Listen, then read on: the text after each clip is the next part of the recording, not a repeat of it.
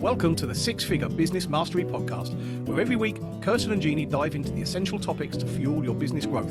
From copywriting to course creation, mindset to video marketing, they've got you covered. Tune in for expert guest interviews on all things marketing and business, and learn how to work on your business, not just in it. So, get ready to unlock your business potential and take it to the next level.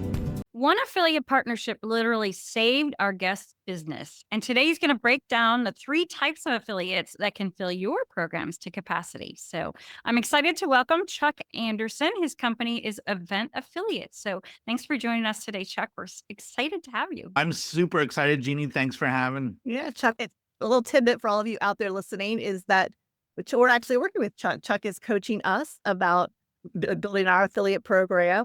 But Chuck, why don't we start off with telling people, how did you end up in the affiliate space? Yeah, and it's a long story. And I'm going to make. Okay, quick pause. This episode is sponsored by our Profit Clarity Masterclass. If you've been avoiding your finances and quietly hoping it won't catch up with you, we want you to hear this. You're not failing. This is incredibly common for most business owners. Most people don't avoid money because they don't care. They avoid it because it feels heavy, confusing, or stressful. Fairly short. In our free live masterclass, we're going to show you a clear, more supportive way to handle your finances. A friend of mine had me over for dinner. After dinner, we go to his office. You can learn more and save your seat at lessmathmoremoney.com. For just over $10,000. And I'm like, where did you get that? And he proceeded to show me this very ugly website, and all websites were ugly in 1999. And he explained that there was this, he built this website and these companies would give him links. He would put the links on the website, and anytime somebody clicked that link and made a purchase or opted in for a lead, they would pay him a commission, and it added up very quickly. So obviously it got my attention. That was my introduction into the first part of affiliate marketing. And I wasn't very long afterwards where I was getting my own $10,000 plus checks and teaching classes on how to set that up. And so then I was recruited by a company that sent me all around the world teaching their students how to set up ugly websites. They were getting prettier, but compared today, and how to find these affiliate opportunities and earn money and earn commissions by promoting other people's stuff. In doing that and selling those services, we had an affiliate program. And at our peak, we were doing $20 million in annual sales. And 40% of that came from our affiliate, our partners. And we had promotional partners, and we had different newsletters and email lists and different influencers at the time that would promote us. And 40% of 20 million is quite significant. And especially when you compare it to the other 60%, which was a mix of everything else. So it was by far our biggest channel. And it was a time in my life that I considered to be my dream job, was rising to the ranks of marketing director of that company, where I got to oversee all of this. And then the company was sold and I no longer had a job, and I had a choice. I could either go and get another job, or I could go out on my own and start my consulting company. So I did the latter, got off to a really great fast start, leveraging relationships that I had developed in that business, and got a few clients. And this is where I think my story really intersects a lot of my clients' story, is because they also need clients. And when those clients start to slow down, or the acquisition of those clients and the lead flow starts to slow down, there can be a lot of challenges with that. That led me to one of the most difficult years I ever had in business, which was solved by an affiliate program. And I think we'll probably tell more about that and like how that all worked. But I was very blessed to be introduced to both sides of affiliate marketing, both earning a commission as an affiliate, which changed my life. I went from struggling in another business to being very, I would say the consistency that I was looking for was there, we'll put it that way. And then to be introduced to the other side of it, where we had this army of affiliates who generated almost $10 million in annual sales for us. So I got to learn both sides. And so now today, what I do is I help companies, especially coaches and service providers who have this constant need for lead flow and new clients, to use three types of affiliates, but a lot of, we call them affiliates, that will send them leads, send them clients, fill their webinars, their workshops, and their coaching programs to full capacity. And so that's caught you up. We went all the way from 1999 to present day. Oh, I love that. And it's interesting because Jeanne and I have been affiliates for other people's stuff for years. If we believe in it and we promote it, we may as well earn a little money on the back end of that. But 2025 was the first year we really leaned into creating our own affiliate program, thanks to you. So yeah, I'm excited to just learn more about the different types of affiliates and a little bit more about just all the things that you do to help people do that. Yeah. And I think one of the things that I always like to teach is that there was a time where things got difficult, where when you get a lot of referrals, they're great. And the problem is a lot of people rely on referrals, and an affiliate program was really just getting referrals on purpose. And this is where there was a time where things were really difficult. And like I said, I got off a fast start acquiring clients and working with my agency. There was a very tough year in our family, and there was some things going on. So emotionally and sometimes physically, I wasn't able to perform, and my business started to suffer. And I started to do some things, make some mistakes that I don't recommend anyone else does. But in that desperation, I started to do things like lowering my prices, thinking that more clients were going to come in. I didn't get more clients. I got the same number of clients, but now at a lower rate. And so that made things even more difficult. As that got more difficult, I thought, oh, I used to run these giant ad campaigns. And it's much different when you have the backing of a $20 million a year company, but compared to when you're on your own and you're sub seven figures and struggling, right? But I was very skilled at running ad campaigns, and I knew in my heart I was doing this with a budget that was too small to work. Right. And I just cringe every time I hear these people saying, oh, yeah, you can just run an ad campaign for $10 a day. No, you can't. And if you're running one, you should turn it off. But I took money I couldn't afford to spend and certainly couldn't afford to lose. And I lost it all on an ad campaign that didn't work. And it didn't. And so now I'm at almost zero.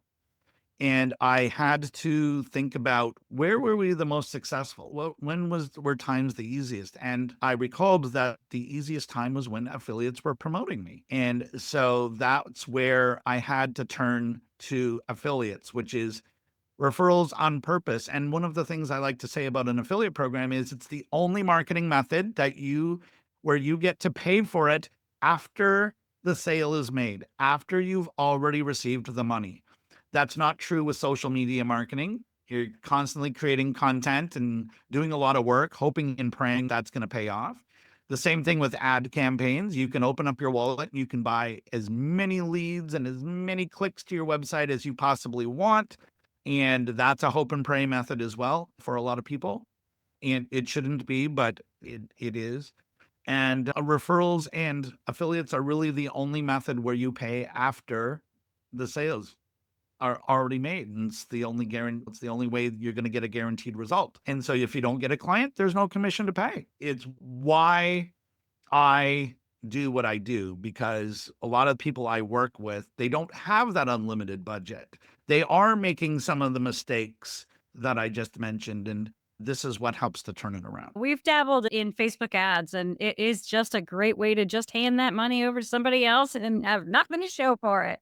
You really have to know what you're doing. You have to be constantly on top of it. You have to be on top of the changes that happen all the time. Yeah, I can totally relate to that. Yeah, it's a giant moving target, and you're competing with people that have very large budgets, and it's very algorithm based. So the more money you spend, the more the algorithm learns and the faster it learns. And so it really favors those with larger budgets because they can get through the learning so much faster. I would say probably also they have the risk tolerance. And I think what I have noticed, especially in the coaching and consulting space, is that most people don't have the risk tolerance or the patience to sit on their hands and just let the ad and the algorithm do its thing. And so it's something we should do when we're scaling. when we're scaling from profit, it's a very difficult and costly way to grow a coaching business. Yeah. Well, we were very lucky that we met you and had that great conversation. So I love the fact that, like you said, most business owners are looking for a way to consistently have clients coming in. And it is amazing that you get to pay your affiliates after you've been paid. But there's a lot more that goes into it, as we've learned from you. And there's lots of different ways to run an affiliate program. There are. But at the foundation of it all, what this is, it's a collaboration with another business or another person. And so we always have to look at what is the win-win? And I would say that there's really two ways to run an affiliate program. One is to run it as a transaction-based thing, or the other way is to run it through relationships. And most do it as a transaction, meaning here's a link, go promote me. And if that works, then I love you. And if you promote me more, I love you more. But if you don't, goodbye. And I'm going to move to the next person who can promote me more. And a lot of the big affiliate programs run exactly that way, right? There is no relationship. There's no hand-holding. There's no guidance. There's no commitment to one another. There's none of that. We used to always joke when we get around other affiliate people that the 80-20 rule isn't really the 80-20 rule when it comes to affiliate marketing. It's more like the 99-1 rule. And that is 99% of your results come from 1% of your affiliates. And I sadly participated in that joke many times, and I bought into it. And I realized, oh my gosh, this is the transactional part of it. All we're doing is treating these people as lead generation machines. We're not treating them as a true partner and as a true collaborator. And that's when I realized that relationships are really the most important part of having a successful affiliate program. And when you focus on relationships more than transactions, you can take that 99-1 rule or even the 80-20 rule and flip it, right? What I mean is we have such a high follow-through rate from our affiliates because we invest time into developing relationships. And when you do that, you don't need as many of them, right? We know people who have less than 20 affiliates outperforming people who have a couple of thousand affiliates. And so it's relationship, regardless of how you structure your affiliate offer and your affiliate campaign, relationship with your affiliates is the most important part. That was one of the things that you really drove home for us, is that it's the relationship, and obviously finding the right people, the people who have your ideal client, but sell something very different. But if what you sell really helps their client, that becomes a symbiotic relationship. You're providing something that their clients truly need, and it's truly helping them help their clients, even with what they're doing. Then as a result, they want to send you the business and they enjoy getting that extra stream of income. But it really is that whole win-win concept, which I love. I think you said the key word there is that they want to send you the business. They don't feel obligated to do it. They weren't arm twisted into doing it. They weren't manipulated into doing it. They want to do it. And that's the mindset shift. It's not so many times that I've heard, I gave these lazy affiliates everything they needed, all the marketing copy and links, and they just didn't promote me. Versus, how do we set things up in a way where you want to promote, where it makes sense, where it's a, not to sound cliche, but a win-win. It's a win for you, it's a win for the audience, and it's a win for me. And so how do we set it up collaboratively so that relationship is honored? And when you do that, you don't have to be constantly recruiting new affiliates. You're not burning them out in that way. You're building yourself a network of powerful partners who can be promoting you on a consistent basis. Another thing that I think I learned from you, which is something I learned in networking many years ago when I belonged to a BNI chapter, is that things aren't always back and forth. So maybe I give Jeanne a referral, but Jeanne never gives me a referral, but she gives you referrals. And you're giving Sally referrals, and Sally's giving me referrals, right? It's not always as tit for tat back and forth. That is very important in networking, is that if you go in for it tit for tat, you're going to lose. But if you understand that there are people that I could refer business to all the time, they may not ever be able to refer back to me, and that's okay, because there's somebody else in the group who may easily be able to refer to me, and I may or may not be able to refer back to them.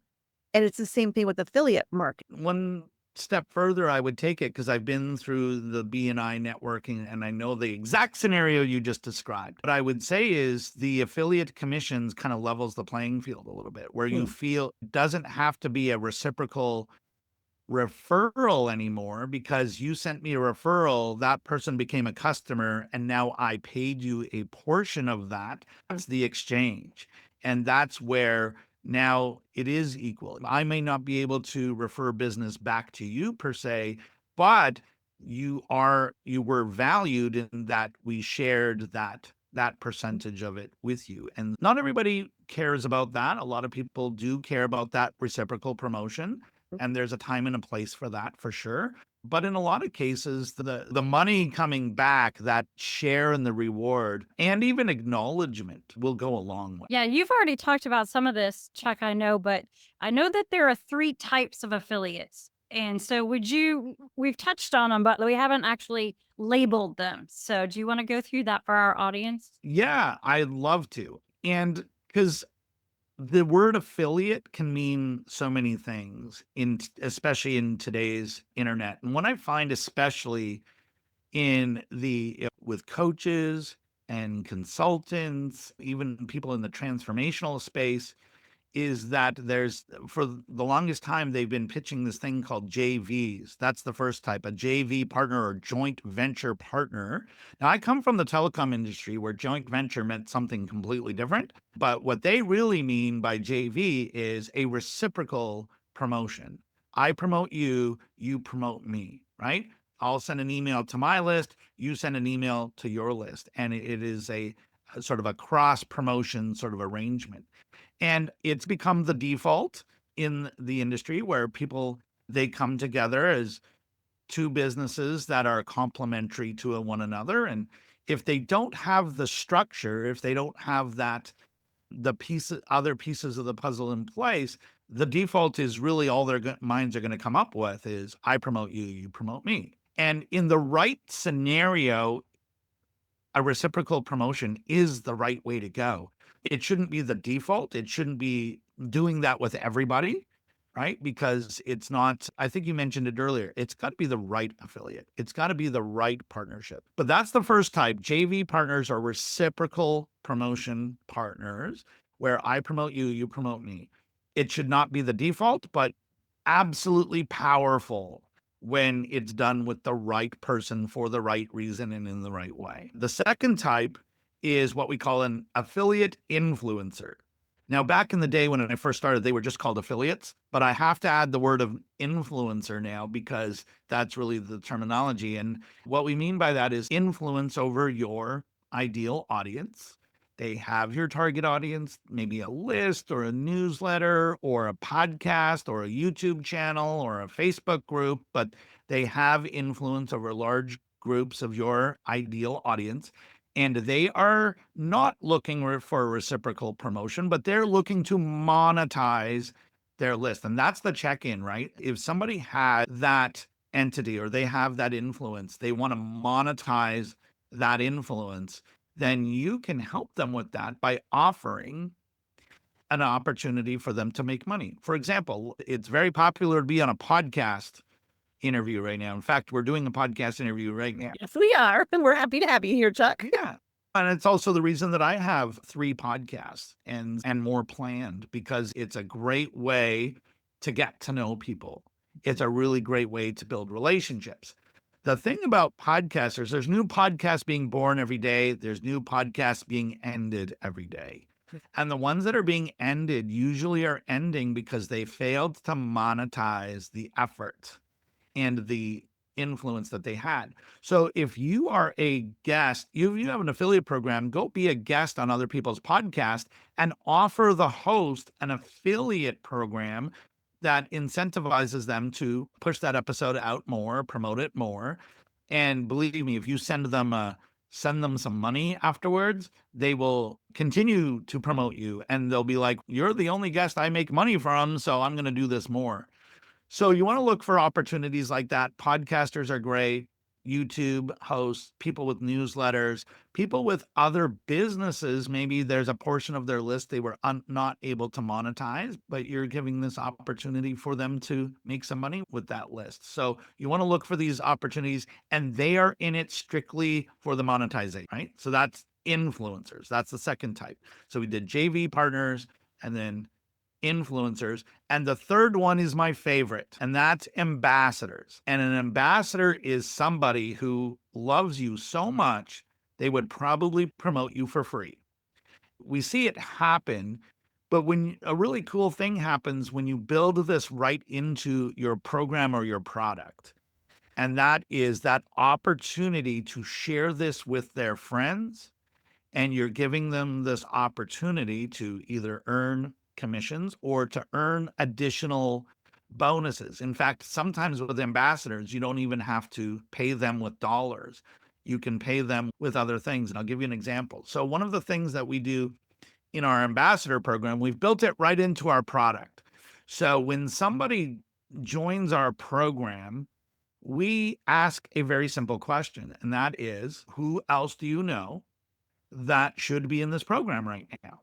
Now, they don't have large lists, probably, and this is why ambassadors get so overlooked as a strategy. They don't have large lists, but they know other people, and they're very passionate. So, again, it's referrals on purpose.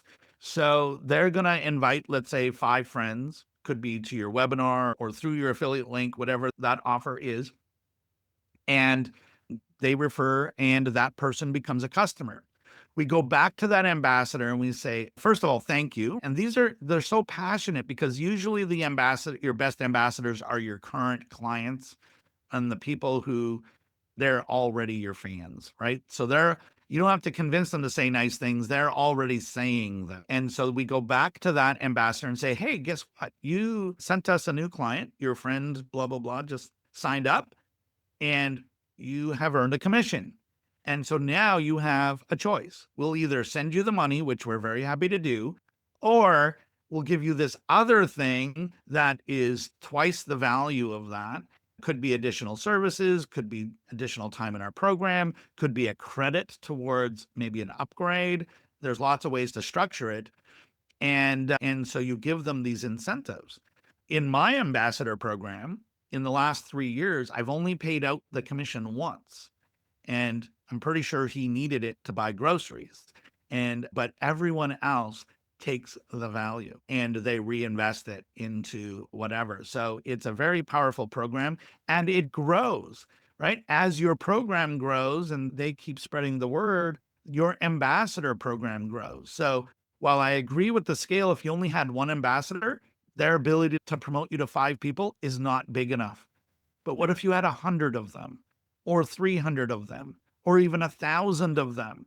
And we've even done this with e-commerce businesses where you see this all the time. I love the mattress. You know those mattress companies where you buy the mattress and it's a little box and then you open it and the mattress just goes.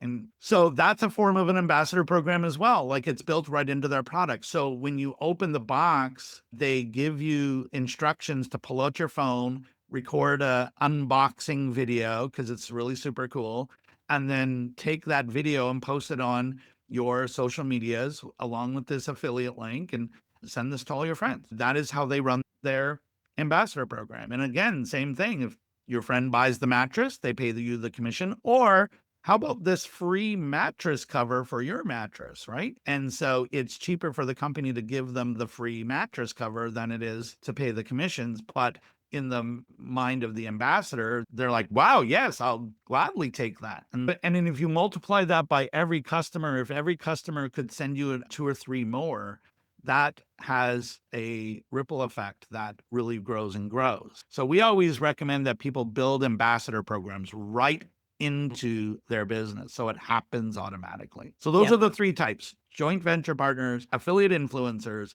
and ambassador. Yeah, it's amazing because we have clients who still refer us, and even though they have affiliate link, they'll say, oh no, I don't want to get paid for it, which is sweet. But like you said, we often will go back and say, hey, would you want to jump on a call and I can do a one-on-one coaching session with you? Or would you like, So we always try to reciprocate the kindness But yeah, it is amazing. They're going to refer you anyway. Like you said, giving them an opportunity to make a little extra money makes a big difference. Yeah, like I said, these people love you so much, they would do it for free. And they will take if you give them a gift, they'll take it, Yes. right? And it's interesting to hear you say, and that does happen where you offer them money, they're like, "Oh, it's all good, you can keep it," right? And I Yeah. have many like that.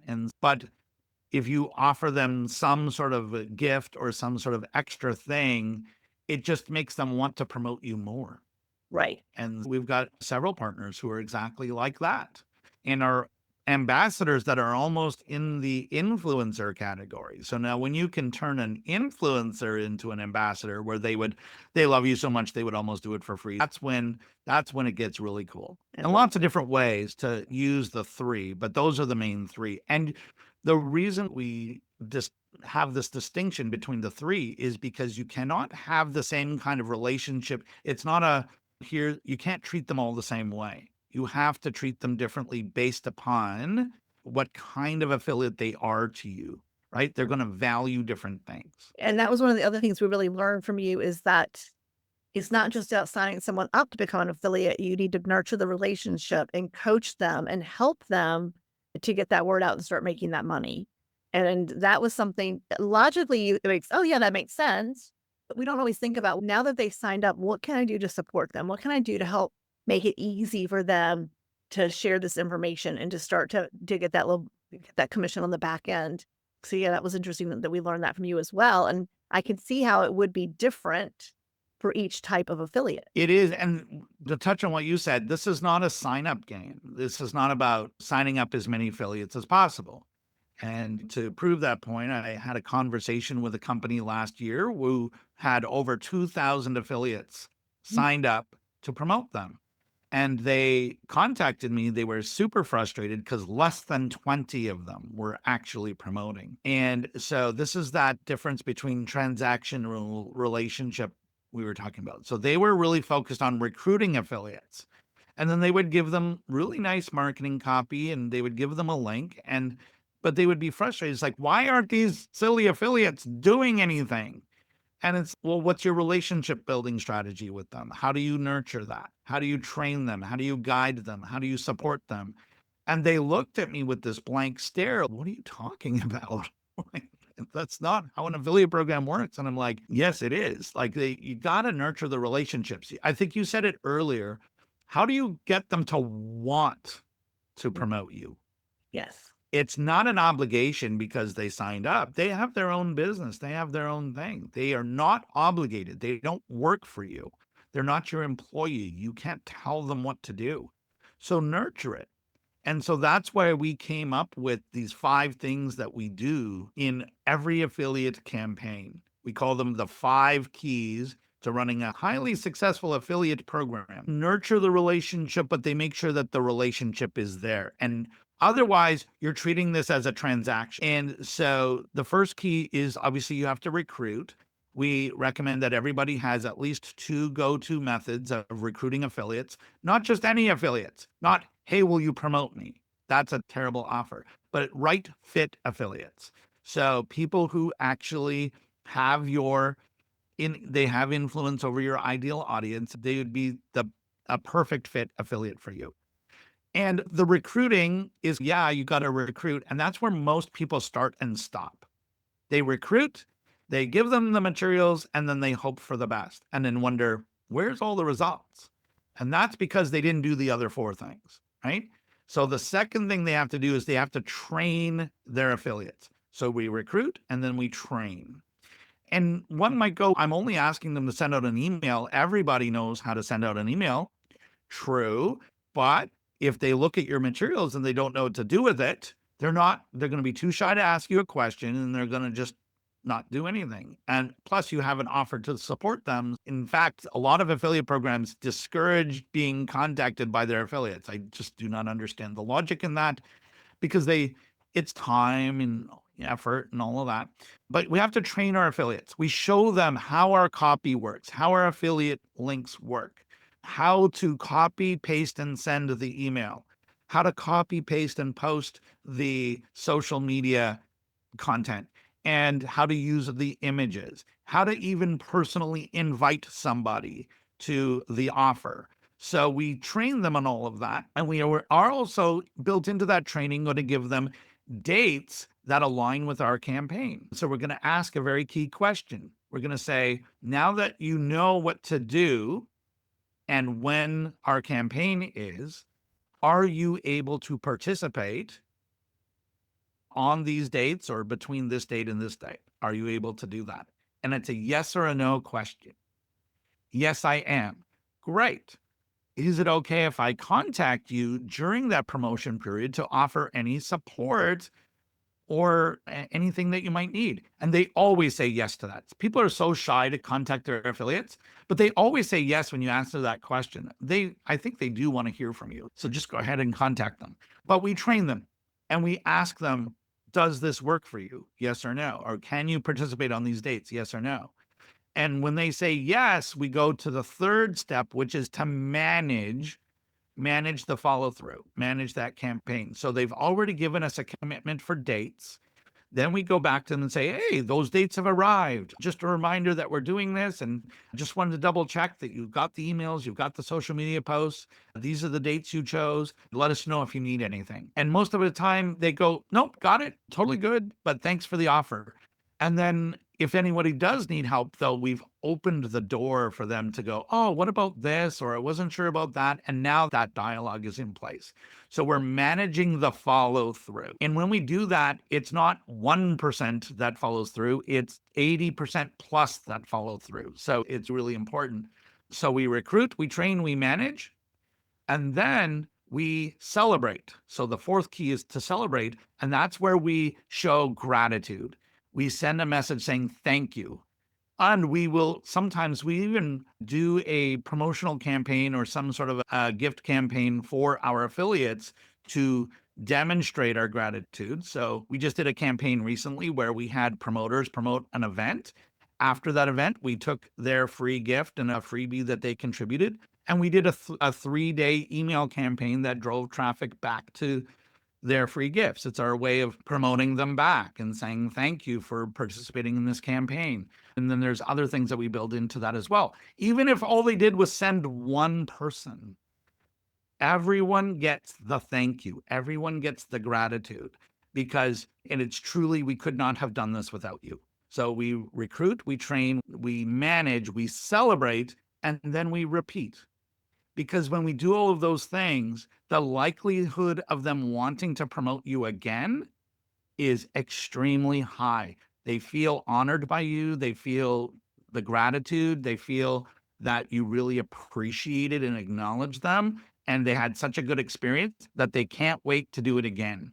So those are the 5. We recruit, we train, we manage, we celebrate, and we repeat. And when you do that, you don't need 2,000 affiliates all at once with 99% of them doing nothing. You need a smaller group that you nurture the relationships with, and they want to promote you because of the way you're treating them. I've already learned more from you again. Chuck, we can't tell you how much we appreciate you coming and educating us and sharing all of your experience and what you've learned in affiliate marketing. If someone wants to reach out to you, which they absolutely should, who's listening, what would be the best way for them to do? Our website is eventaffiliates.com. You can also find me at chuckandersoncoaching.com, and all of my things are there.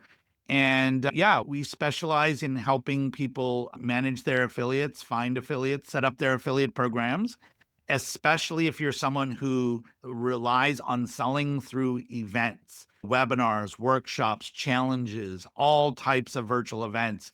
We do all types of affiliate programs. We actually work with software companies and e-commerce companies as well. But our favorites are the people who sell through webinars, workshops, and virtual events. But you can get all the details there. And there you'll see a link for my monthly workshop that we do where you can learn A to Z exactly what you need to do to set up your own affiliate. We can put all the links in the show notes below. And we can actually say that we are affiliates for Chuck. We just recently signed up with him for that because we hired him and he has helped us set up our affiliate program for our program, Love Your Profit. And we were only doing our masterclass once a month. And thanks to Chuck, now we're doing it twice a month. So we really appreciate everything we've learned from you and all the help we've gotten from you. And so if you're thinking about working with Chuck, we can tell you he delivers on his promise. He takes really good care of his clients. And we are grateful for you for doing that with us. I really appreciate that. And I'm grateful for you as well, because I know you've promoted events of mine. And so what we're talking about here is demonstrating the power of relationship building in these types of campaigns. And we both benefit. And plus the people that we refer benefit as well. Yeah, win-win. Chuck, thank you so much again for joining us today. I know the people listening have learned so much. Like I said, I've already taken more notes and I already knew a lot of this. So thank you again for joining us today. Thank you. It's an honor to be here and spend time with both of you. Thank you. Thanks for listening to the Six Figure Business Mastery Podcast. If you enjoyed listening to this episode and you are ready to leverage video marketing on all online platforms, or maybe even start your own video podcast, then you need to check out the Done For You and Done With You program at themarketingvaadvantage.com and take your business to the next level.